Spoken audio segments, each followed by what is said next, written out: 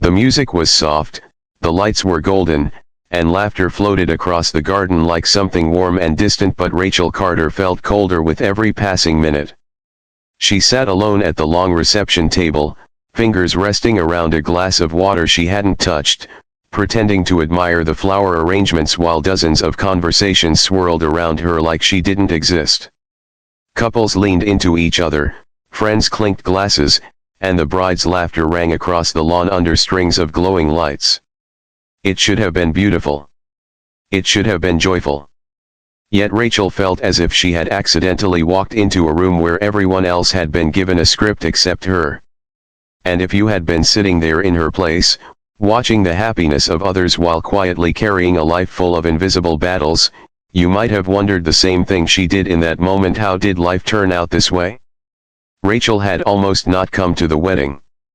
The invitation had sat on her kitchen counter for 3 weeks, slowly curling at the edges, as if even the paper knew she didn't belong there. The bride, Natalie Harper, had been Rachel's college roommate nearly a decade ago in Columbus, Ohio. Back then they had shared late-night pizza, dreams about careers, and conversations about the kind of love stories they believed the future held for them. Natalie got hers. Rachel got something very different.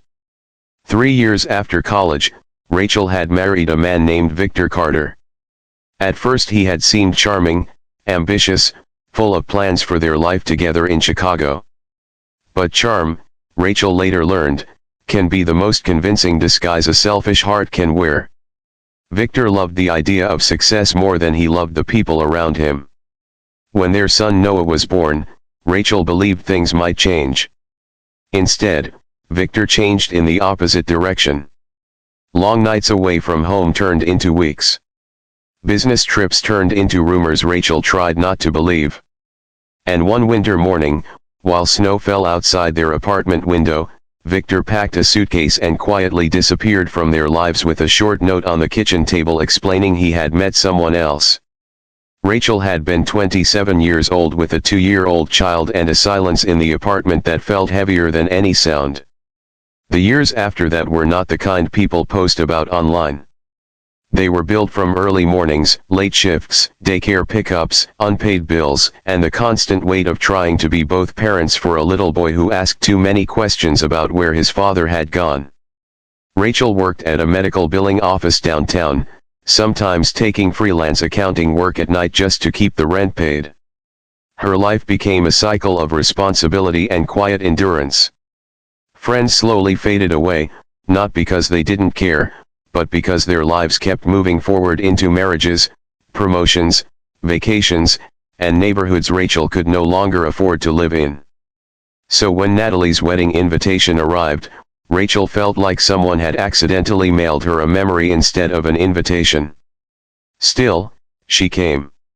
Maybe it was nostalgia. Maybe it was loneliness. Or maybe a small part of her simply wanted to remember the girl she used to be before life became so complicated. The wedding itself had been beautiful. A countryside venue outside Nashville, Tennessee. White roses everywhere. Music drifting through the warm summer air. Natalie looked radiant, walking down the aisle with a kind man named Marcus waiting for her at the altar.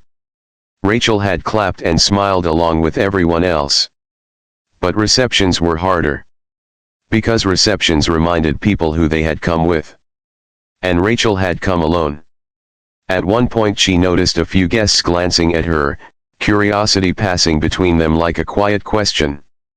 Some probably wondered who she was. Others might have noticed the absence of a partner beside her chair. It was amazing how loud loneliness could feel even in a crowded place. Rachel kept her eyes on the table and tried to breathe. That was when someone stopped behind her chair. She didn't notice at first. But then a quiet presence leaned slightly closer, and a low voice spoke near her ear, gentle enough that no one else at the table could hear. The man explained in a calm whisper that if she didn't mind, she should pretend for the evening that he was her husband. Rachel blinked, turning in confusion. Standing beside her was a tall man in a dark suit, maybe mid-30s, with the composed posture of someone used to being listened to. His expression wasn't playful or flirtatious. If anything, it looked thoughtful, almost concerned. His name, she would soon learn, was Nathan Calloway. And Nathan Calloway was the CEO of one of the fastest growing logistics companies in the southeastern United States. But Rachel didn't know that yet. What she knew was that a stranger had just offered to pretend to be her husband. If you were sitting there, heart already bruised by years of struggle, what would you think in that moment? Rachel's first instinct was embarrassment. Her second was suspicion. But Nathan's tone carried something she hadn't expected: kindness. He had noticed the way people were looking at her. Not judging. Not gossiping. Simply noticing.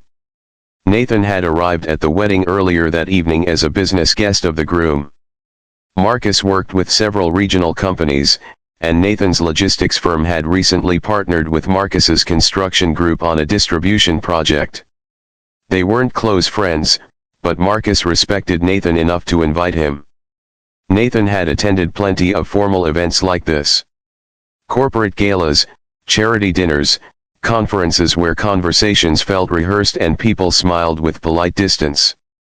He knew how these gatherings worked. And he knew exactly how lonely someone could feel inside them. Across the reception area earlier that night, Nathan had noticed Rachel sitting quietly while everyone else mingled with partners or groups. There had been something about the way she watched the room, calm but slightly guarded, that caught his attention. Not because she looked out of place, but because she looked like someone used to carrying weight quietly. Nathan had grown up differently than most people imagined when they heard the title CEO. His father had been a truck driver. His mother worked 2 jobs. Success came to Nathan later through years of grinding work, sleepless nights, and risks that nearly destroyed him more than once. Somewhere along that journey he had learned to recognize a particular look in people's eyes. The look of someone who had been fighting life alone for too long. Rachel had that look. So when he saw 2 distant relatives whispering nearby and glancing toward her empty seat again, Nathan made a simple decision. Sometimes dignity only needs a small ally. Rachel listened to his quiet explanation, her cheeks warming with surprise.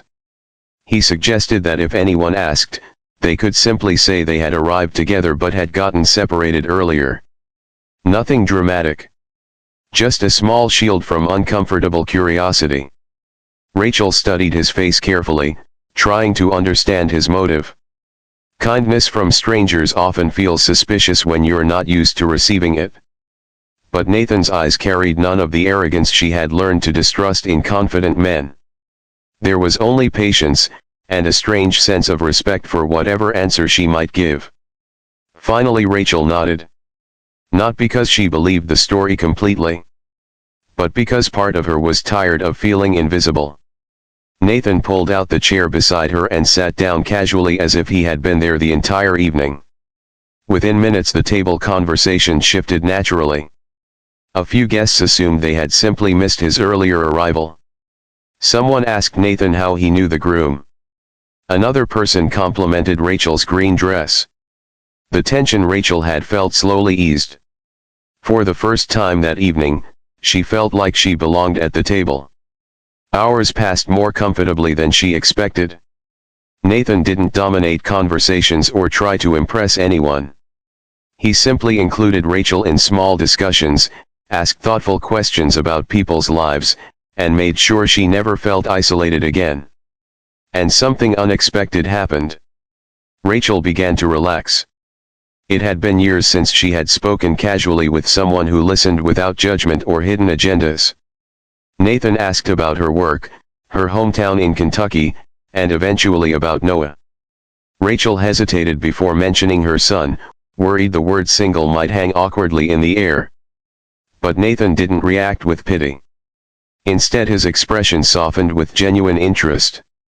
He spoke about his younger sister who had raised twins alone after a difficult divorce. He talked about how hard single parents worked, often without recognition.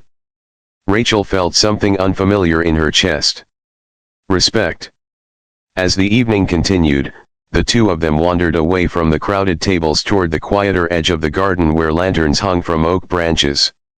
Music drifted softly from the dance floor while guests laughed in the distance. There, under the warm glow of lights, Rachel slowly shared pieces of her story. Not all at once.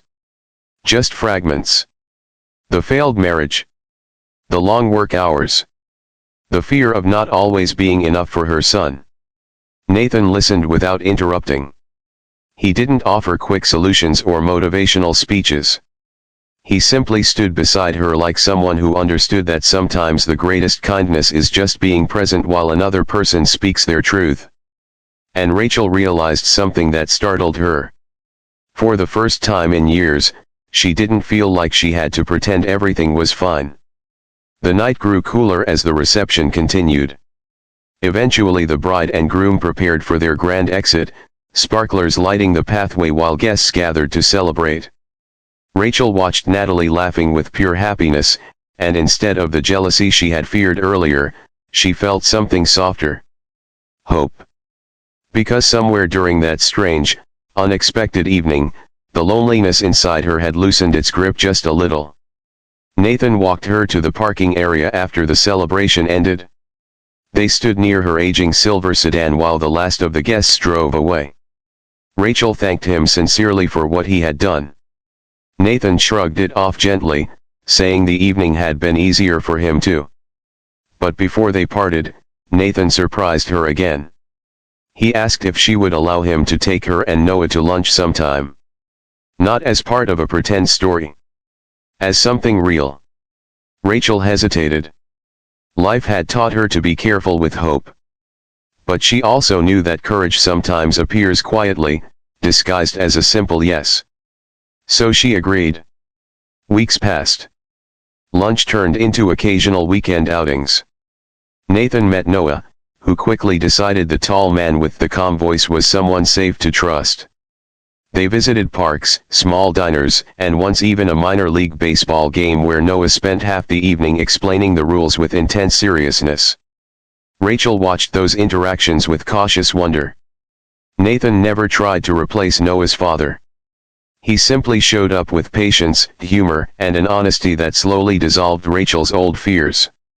Months later, Rachel learned more about Nathan's life, his business success, the long road that built it, and the quiet loneliness he had carried despite his achievements. Success, she realized, doesn't always mean happiness. But kindness often leads people back to it. One year after Natalie's wedding, Rachel stood in a small park in Nashville watching Noah run across the grass while Nathan unpacked sandwiches from a picnic basket. The sunlight filtered through the trees just like the string lights had at that wedding reception. Life wasn't magically perfect now. Rachel still worked hard. Bills still existed. Challenges hadn't disappeared.